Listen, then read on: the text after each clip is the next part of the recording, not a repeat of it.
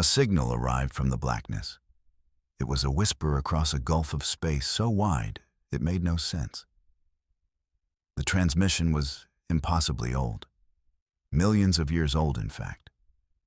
It was a ghost crying for help from a time before your son was born. Your ship, the Stargazer, caught the faint echo. It was a vessel of exploration, a deep space research station.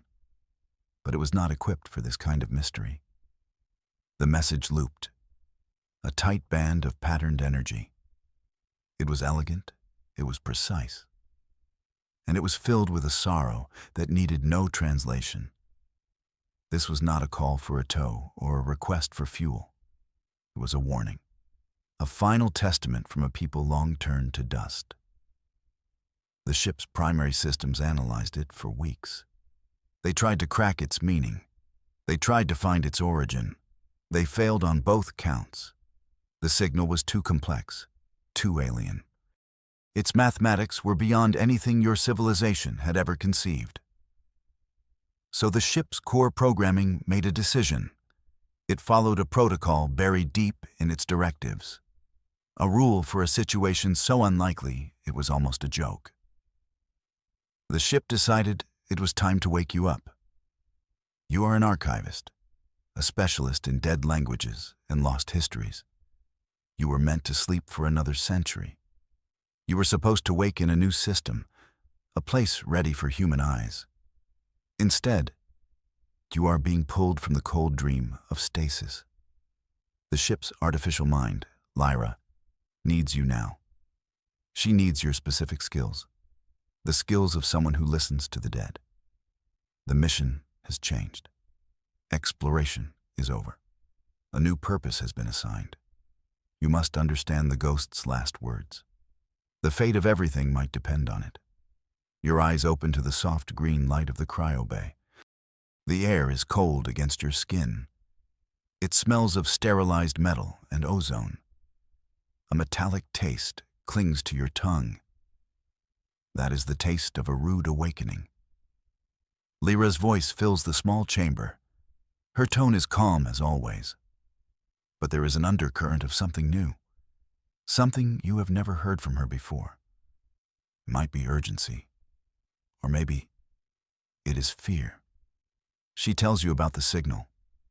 She explains the failure of the ship's best systems. She says you are their last hope.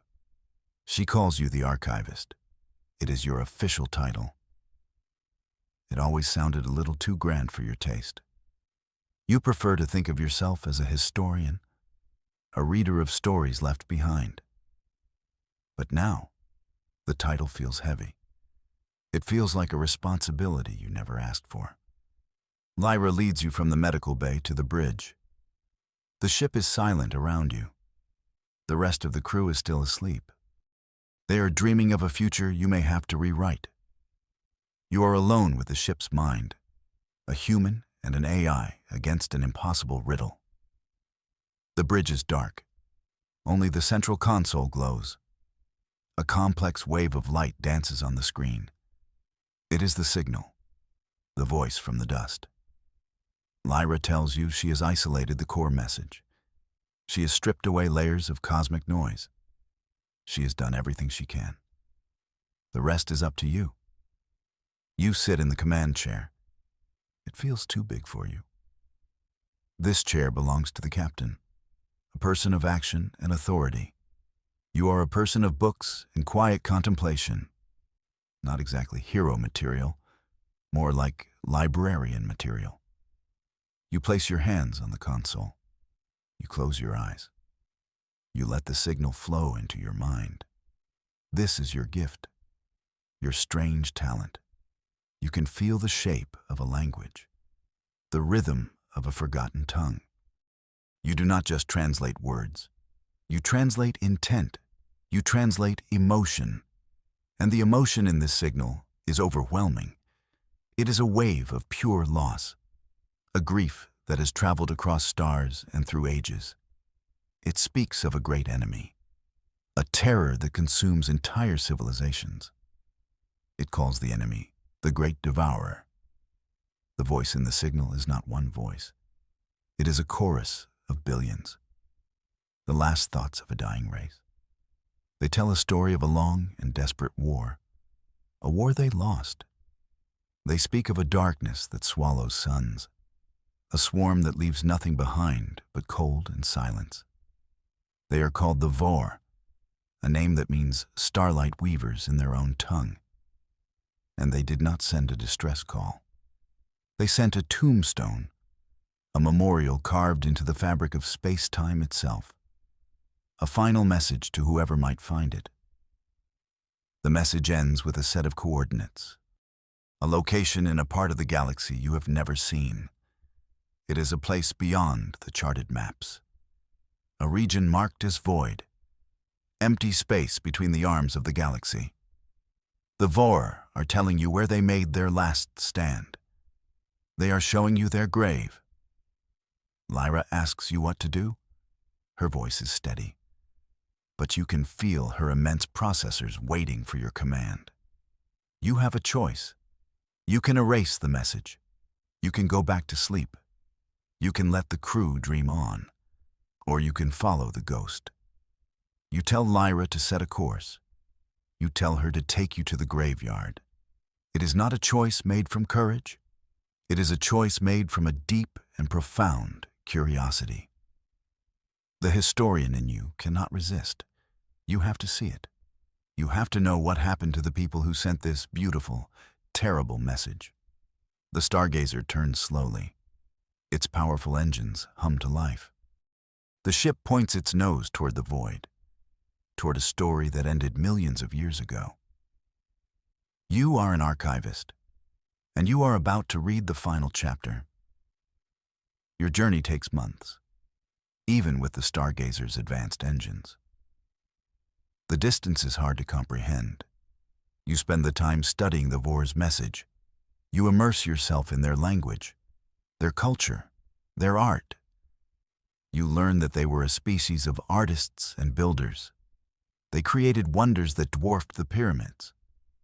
They composed music from the light of dying stars. They were a people who loved beauty above all else. They were not warriors. They were creators, and that is why they lost. You feel a growing connection to them, a sense of kinship with these long-dead aliens. They were everything your own species aspires to be: peaceful, creative, wise, and they were wiped out, completely. The thought sends a shiver down your spine. What chance would humanity have against such an enemy? An enemy that could defeat a civilization as advanced as the Vaur. You try not to think about it. You focus on the mission. Understand what happened. That is your only job. But a small part of you knows this is no longer just about history. Finally, you arrive. The stargazer drops out of faster-than-light travel. The view screen shows nothing but blackness, the void between galaxies. But your sensors tell a different story. The space ahead is not empty. It is full of wreckage, a fleet of colossal ships, dead and silent. They are scattered across millions of miles, a graveyard of giants. The ships are unlike anything you have ever seen. They are not made of metal. They seem to be grown, not built. Their hulls are like polished obsidian, smooth and seamless. And they are vast. The smallest of them is 10 times the size of the stargazer. Your ship is a speck of dust in this cosmic cemetery. The scale is breathtaking and horrifying. This is the Vor fleet, the last remnant of their civilization. They gathered here for a final battle, a battle they knew they could not win. They came here to die and to leave their warning. Lyra's voice is soft. She sounds as awestruck as you feel. Her sensors are picking up faint energy signatures from one of the ships, the flagship, the largest of them all. It is a vessel the size of a small moon, a behemoth of impossible design. The flagship is waiting. Its energy signature is a beacon, a soft pulse in the darkness. It is an invitation. The Var left the door open. They wanted someone to find this place. They wanted someone to board their final creation. You know what you have to do. This is the next step. The next part of the story. You have to go aboard that ship. Alone. The Stargazer is not equipped for this. Its systems are already struggling with the strange energies in this area. Only a living being can interface with the VAR technology. That is what the message implied. You put on a standard environmental suit. It feels thin and useless against the scale of what is outside. You take a shuttle from the Stargazer to the VAR flagship. The short flight feels like an eternity. The closer you get, the more impossibly large the ship becomes. It does not have a hangar bay. Instead, a section of the hull iridesces. It melts away like liquid shadow. It reveals an opening just large enough for your shuttle. A soft golden light spills out. It feels warm, welcoming. It is a strange feeling to have in a tomb. You land the shuttle inside. The air is breathable. The temperature is comfortable. The gravity is the same as your own ship. The VAR thought of everything. They prepared this place for a visitor. For you. You step out of the shuttle. The internal space of the ship is as grand as the exterior. The walls are made of the same obsidian material. But they are not dark. They are lit from within by a soft, shifting light. It is like standing inside a captured nebula. The beauty of it is almost painful. It is the art of a people who are no more. You are alone, the only living thing in this vast monument to a dead species. The silence is absolute. It is a heavy, reverent silence. You walk deeper into the ship. A path of light guides your way. It leads you to the bridge, the heart of the vessel. The bridge is a massive dome. The ceiling is a perfect replica of the star-filled void outside. And in the center of the room, there is a single chair, a command throne. It looks like it was grown from the floor of the ship itself. It is the only piece of furniture in the entire space. This is it, the place where the last VOR commander made their final choice, the place where they sent their message to the future. You feel like an intruder, a trespasser on holy ground. But you also feel a sense of purpose, a feeling that you are exactly where you are supposed to be. The ship is waiting for you. It has been waiting for millions of years. It waits for a new commander, a new mind to guide it, a new voice to speak for the silent. You walk toward the chair. Every step echoes in the vast chamber. This is not just a ship. It is a legacy. You hesitate for a moment. Who are you to claim such a thing? You are just an archivist, a reader of stories, not a maker of them. But the ship seems to disagree. A soft chime echoes through the room, a musical note that feels like encouragement. The path of light brightens. The star map on the ceiling shifts. It focuses on a single point, a distant galaxy. Your galaxy, the Milky Way. The ship knows who you are. It knows where you come from, and it is offering you its power. You take a deep breath. You sit in the chair. The moment you make contact, the ship comes alive, not with a roar of engines, but with a whisper. A flood of information pours into your mind, not as words, but as feelings, images, memories. You are connected, bonded with the vessel. You see what it saw. You feel what it felt. You are one with the Starlight Chronicle, the ship's log. It is not a record of dates and coordinates. It is a living history, a saga of 1 billion souls. You see the VOR in their prime. You see their cities of light, their gardens of singing crystals, their peaceful, beautiful lives. Then you see the darkness, the arrival of the great devourer. It came from the void between galaxies, a swarm of black, insect-like ships, countless in number. They did not communicate. They did not negotiate. They only consumed. You watch in horror as the Vor's worlds are extinguished one by one. Their suns snuffed out like candles.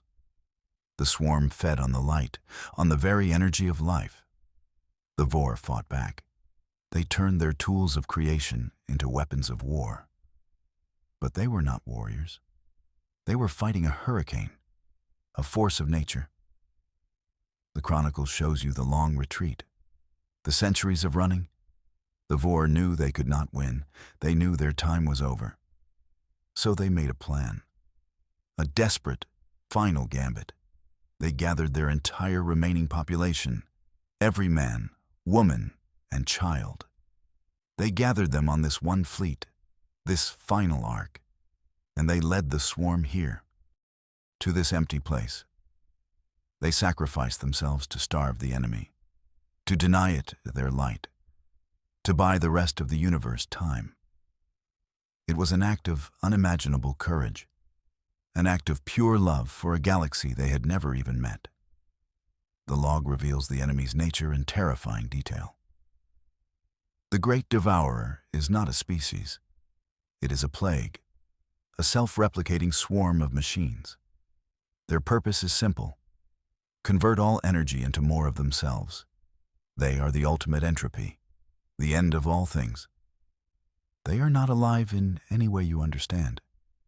They are a weapon that was unleashed in a war so ancient it makes the Var seem young. The log does not know who created them. It only knows their hunger is endless. And they are patient. After consuming the Var, they went dormant, waiting, listening for the light of new stars to reach them. The Var knew the swarm would wake again. So they left a gift, a final act of defiance. This flagship, this vessel you now command, it is not just a ship. It is an arsenal. It holds all the remaining technology of the Vor, their secrets of energy manipulation, their mastery of space and time, and at its heart, it holds their ultimate weapon, a device that can channel the very fabric of reality, a weapon they could not bring themselves to use. For to use it would be to become the same kind of monster as the Devourer.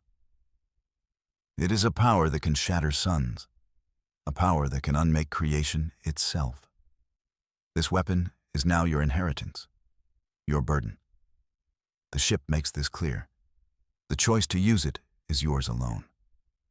The Vor could not make that choice, but they believed that someone else might have to. Someone with less to lose. Someone facing the same darkness they faced. The Chronicle ends. The flood of memories recedes.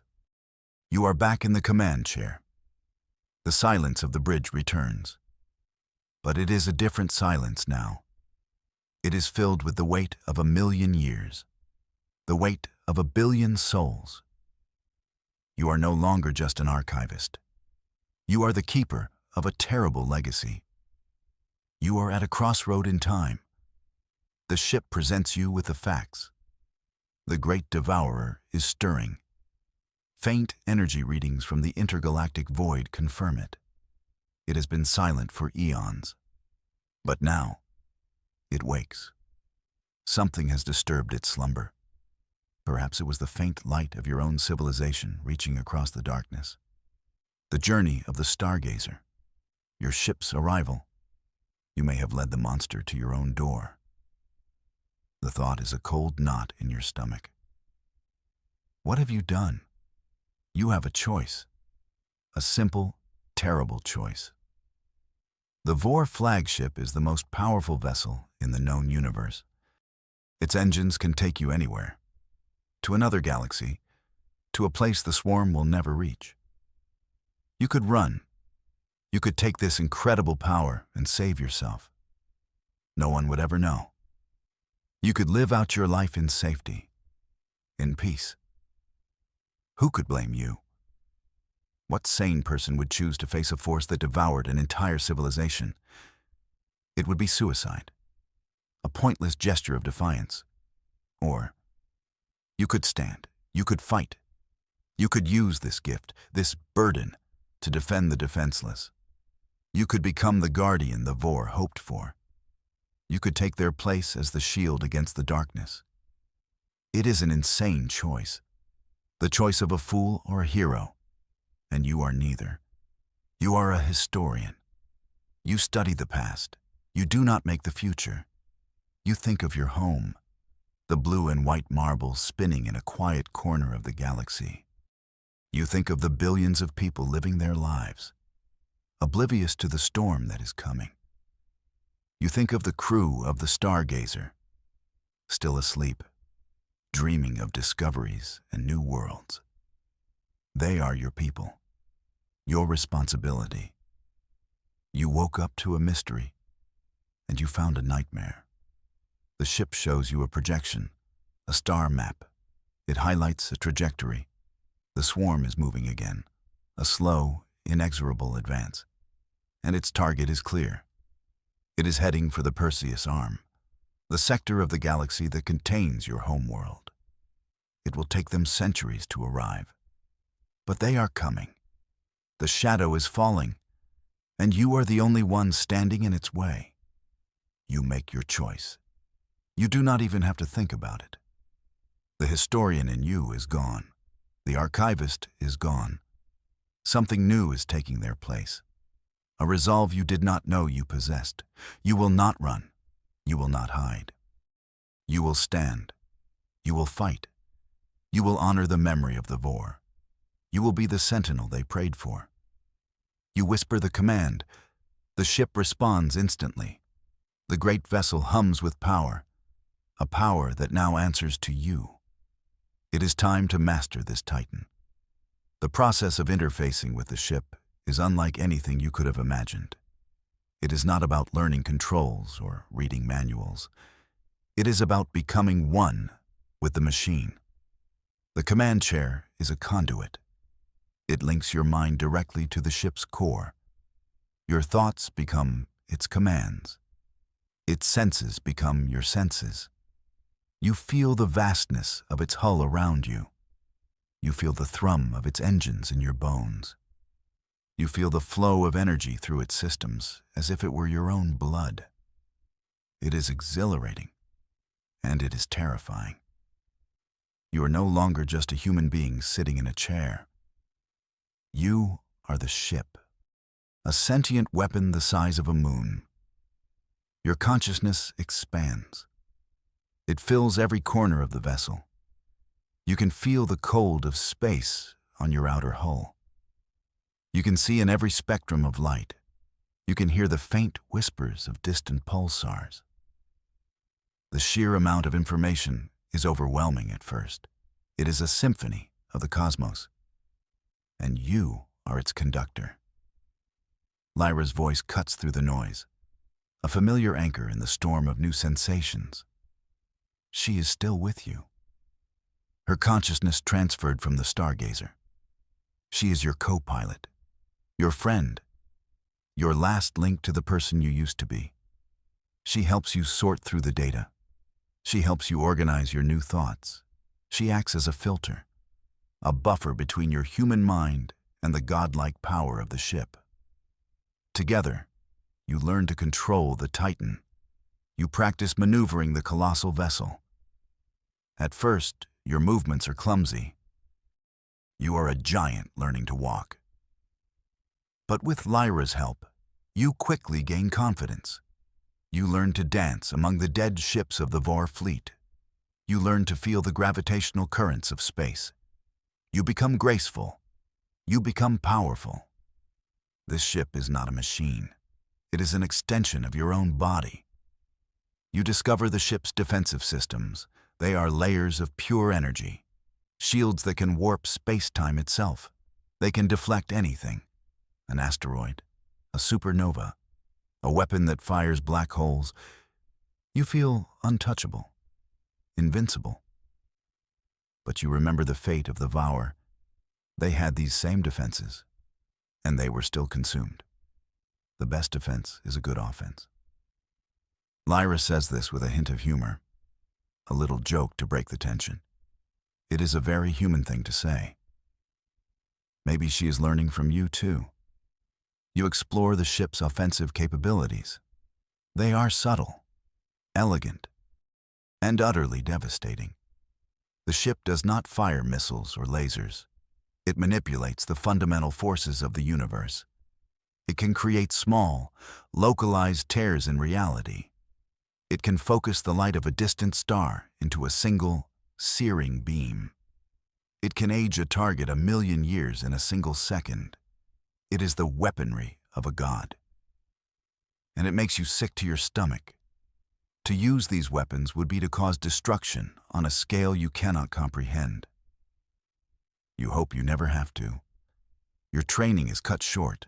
A new energy signature appears on your sensors. It is a long way off. But it is moving fast. It is a single vessel. And it is on a direct course for your location. It is not human. It is not Var. It is something else. Something cold and hungry. A scout. The first drop of the coming rain.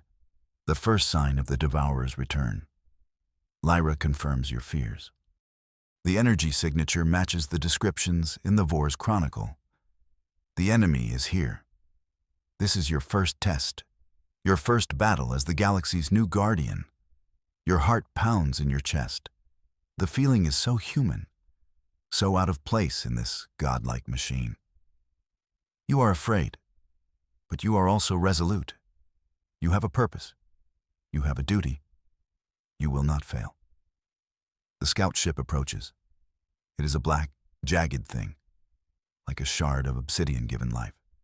It is much smaller than your vessel, but it radiates a palpable sense of menace. It is a predator, and it has caught your scent. It fires without warning. A bolt of pure darkness leaps from its bow. It is not an energy beam. It is an absence of energy, a sliver of absolute nothing that consumes everything it touches. It is a terrifying weapon, but your shields hold. The bolt of nothingness splashes against your energy barrier.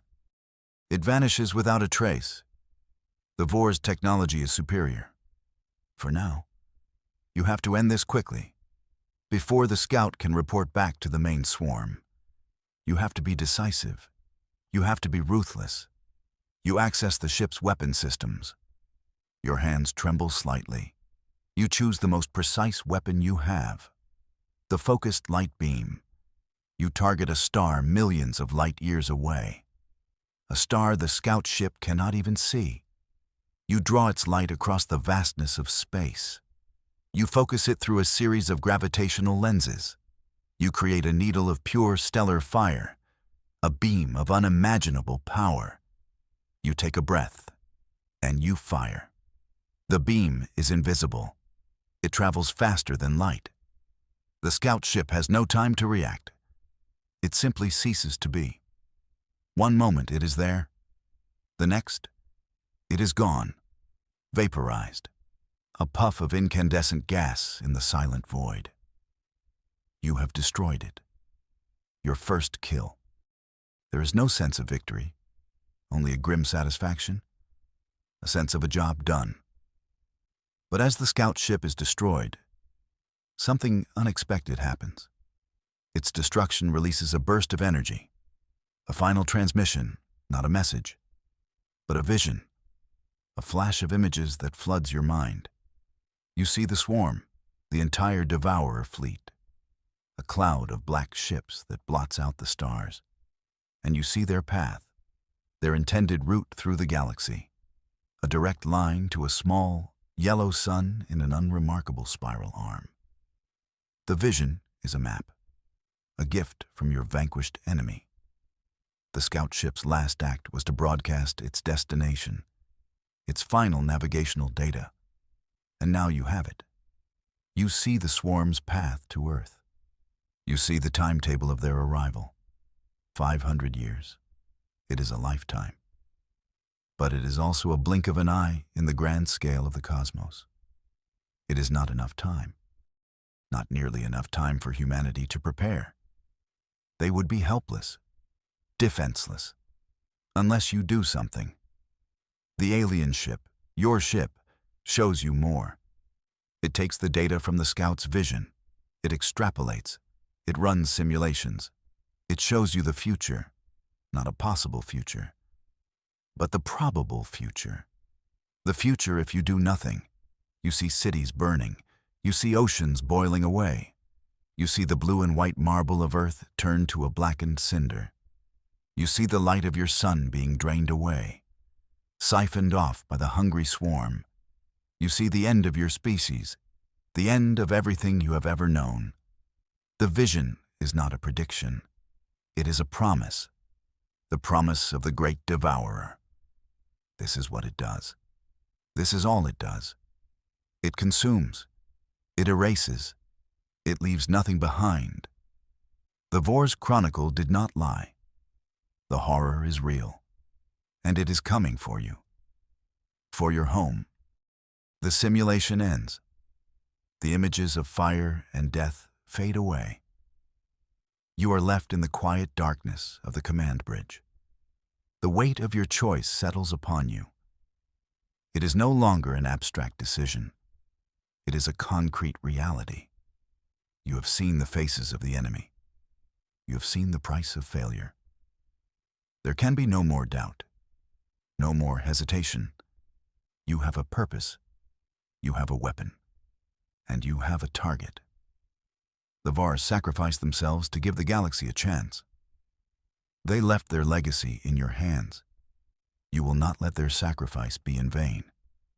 You make a solemn vow, a silent promise to the ghosts of the Vor, to the sleeping crew of the Stargazer, to the billions of souls on Earth. You will not let them die. You will be their shield. You will be their sword. You will be the guardian at the edge of the night. You stand ready at the helm of the Var flagship. The ghost fleet of the Vor floats silently around you. A fleet of Titans at your command. The ship's systems are fully integrated with your mind. You can feel the energy coursing through them. You can feel the power waiting to be unleashed. You are no longer an archivist. You are a warrior, a sentinel. The last hope of a civilization that does not even know it is in danger.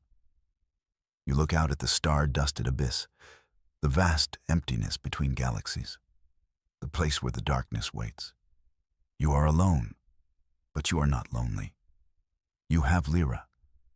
Her calm presence is a constant comfort, a reminder of who you are. And you have the memories of the Var, their courage, their sacrifice, their love for the light. They are with you, a chorus of 1 billion souls standing beside you. You are the inheritor of their will, the instrument of their final defiance.